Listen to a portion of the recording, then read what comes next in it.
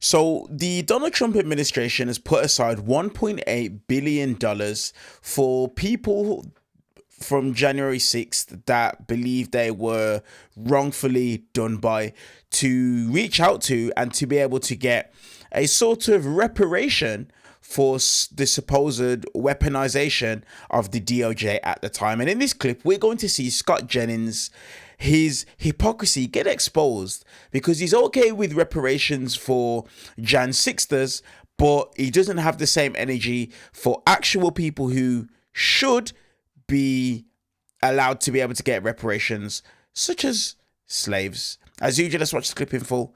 I'm going to give you guys my thoughts towards the end. Let's get into it.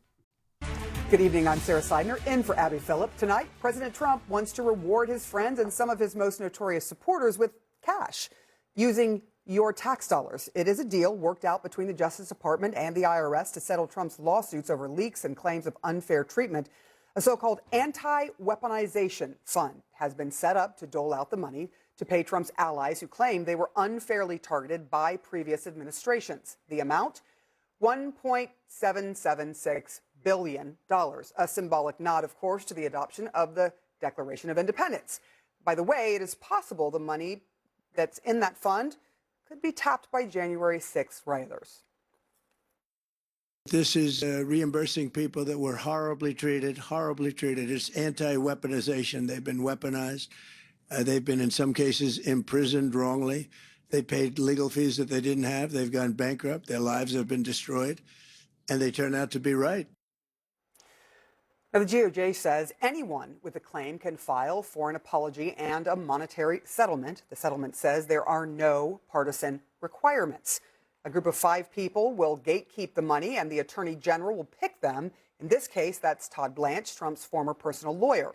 But the president will have the ultimate power to fire any of the gatekeepers. The DOJ claims Trump himself will not receive any payments, but he will get a formal apology. We've got a lot of folks at the table, and this is going to be hot sauce, I can tell already, with the size and the arm crossing. So we're going to start with you, Ms. Anna Navarro.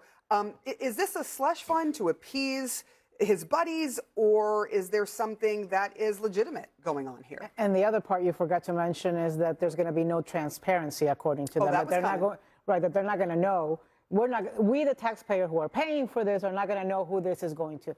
This is so bad. It is so bad. It's so bad prima facie. It's just bad on its face. But then when you put it in context, in the fact that Americans can't afford gas, Americans can't afford groceries, farmers are going bankrupt all over this country. We are in the middle of a war that's now cost $50 billion. He wants $1.5 billion for a ballroom. He wants hundreds of millions of dollars for an arch. He wants $15 million to paint the reflecting pool. And then you put on top of that now a $1.7 billion slush fund to pay his supporters and the people who feel victimized.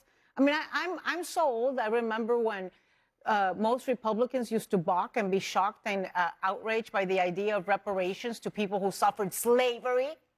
But we're going to be giving money to January 6th insurrectionists. That part's okay. Yeah, it's disgusting. Scott, is this reparations? Look, I think there's a lot about it we don't know. I don't know who's on the committee. I don't know exactly who's going to be applying for it. The people that Trump approves. Well, they say anybody can apply for it, and I don't think. Okay, I'll apply for it. You think I'll get it? Have you ever been unfairly targeted by the Department of Justice? I have been unfairly targeted by this administration. Yeah.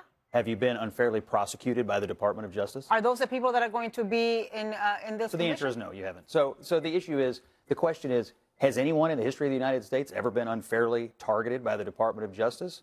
Of course they have, and there ought to be, just at a top line, a way for people to seek recourse if they have been unfairly targeted. That having been said, this all started by the fact that Donald Trump had his tax returns unfairly and illegally leaked by the IRS. That's where all this started, and he was initially seeking damages for that, which he has given up. He'll receive no money, as I understand it, and now it has morphed into this idea that there have been people that have been unfairly targeted.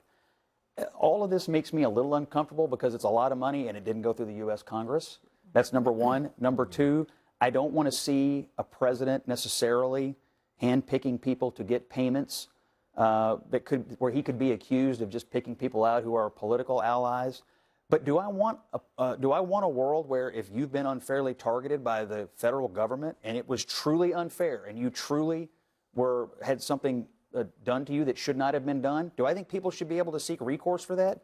Absolutely I do, because I think it probably happens, and not on a partisan basis, but it probably happens all the time. And I think people ought to be able to seek some sort of damages if they've been unfairly targeted by the department or by the federal government. Like James Comey or Tish Right. James? I mean, I guess the question is, you've got this. The overarching thing that has people really riled is the January 6th rioters, some of whom pled guilty. I was in one of the trials for the Proud Boys and for the Oath Keepers, and I watched the whole thing, and I watched it play out, and it played out as any justice, any trial would play out.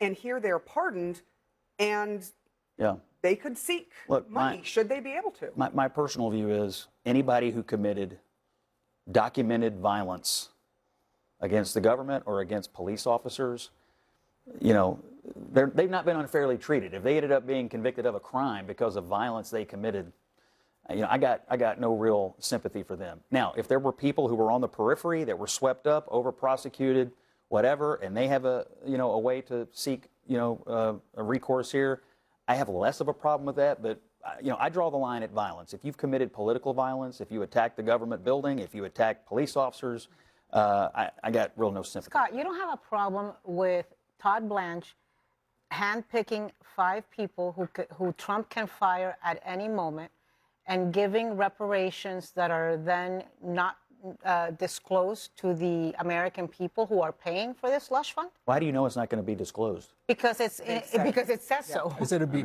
public in whole or in part? I mean, kind of like, like I have an issue with the... So wait, it is going to be public? Public in whole or in part. So this is not a true tactic. There are parts that they could redact, is what you say, not disclose. You mean But like the it's Epstein not files? private from the jump. I think that's a great example. Look, I'll just I have an issue with the congressional slush fund that has paid out. I agree with you. That's all done in sexual secret. claims with our taxpayer That's all funds, done and in we secret. don't know I it. agree. Right. And that should be transparent. It is shameful that it's not.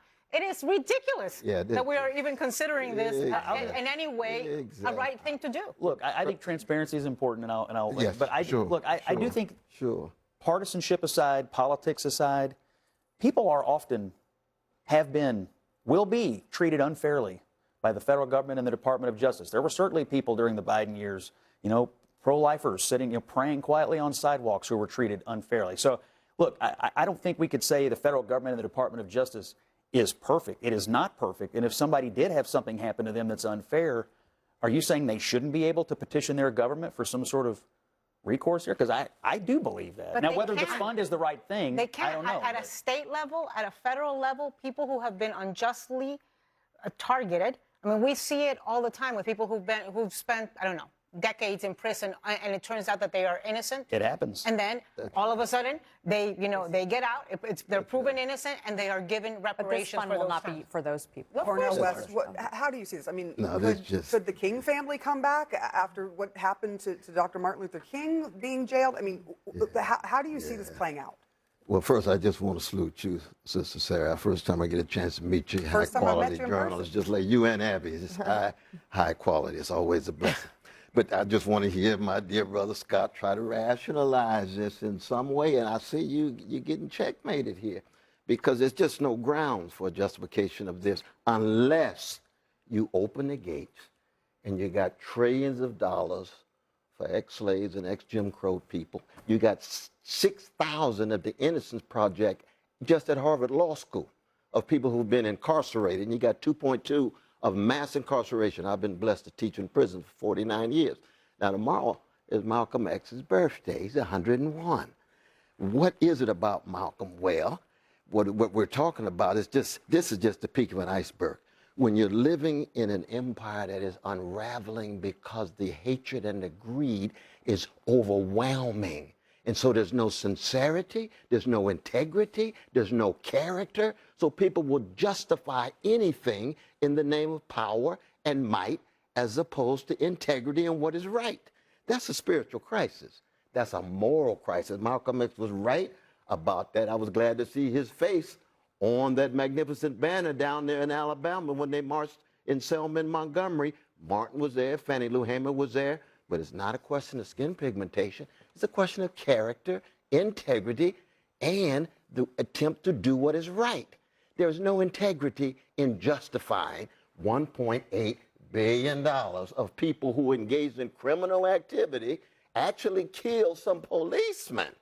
And they get compensated, they get reparations, and black folk, indigenous folk, other folk, unfair, even white brothers and sisters who have gone to jail innocent, who deserve some kind of accountability. There's no way you can justify this. But this is just one peak of an iceberg.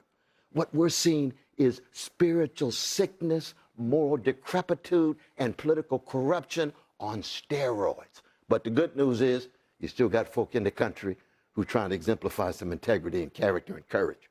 Peter, is there, and to you also, Sabrina, is there a way to fight this? Because there has to be someone who's injured by this, right? So the public, the general public who can say, hey, these are my tax dollars, they're not really considered if victims only of the this. taxpayers had a claim against frivolous spending by the government. That would be a wonderful thing to have.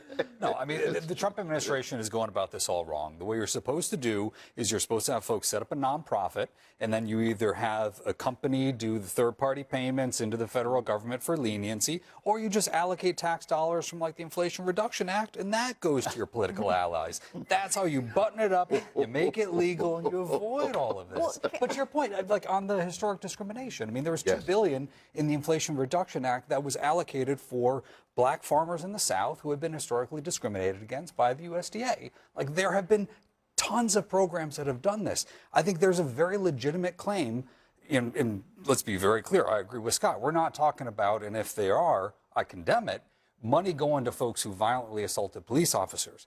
I know folks who were at January 6th, broke no laws except they were on the side of an invisible line, did not enter any building, were not violent, whose lives were upended and ruined, where other folks who were maybe not at the same political persuasion, who had committed, similar minor offenses, weren't even charged or didn't even have those charges brought up. So I think it's important that there is parity, and if there was an overcorrection or an exertion in one direction, that tilt back towards the center. Can I just say that we're talking about nearly $1.8 billion to the same president that said the U.S. government can't afford to pay for Medicare, Medicaid, child care, or daycare. So I think there are a lot of, and now you have on top of that the gas crisis where people are paying, over $1.50 than they were before the war started. So I think when you look at this giant slush fund of money, I think people are going to look at that and say, well, what about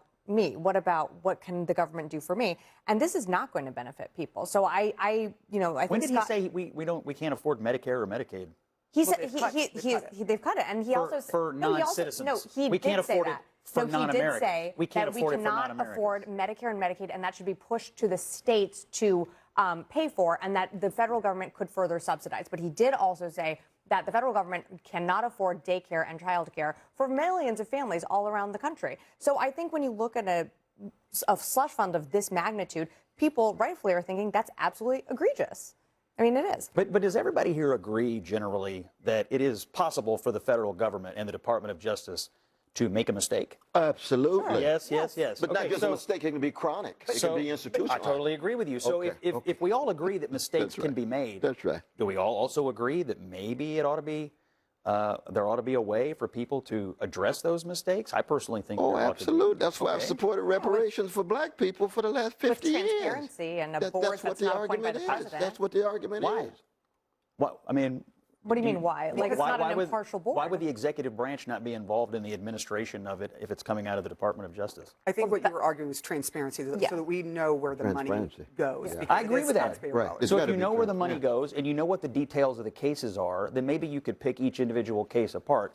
Peter is right. There were some people who did terrible things, committing violence against cops, terrible. Absolutely. But there were some people who got swept up in things, dramatically overcharged, and they weren't treated the same as people who got into similar situations under other administrations. That's absolutely also true. Should they not have a way to get their lives back? But it's also true that the first act that this man did as president is issue a blanket amnesty and pardon for all of them. Not look at it case by case, not look at the ones that have been violent against police, which you say you condemn, but do it in a blanket fashion.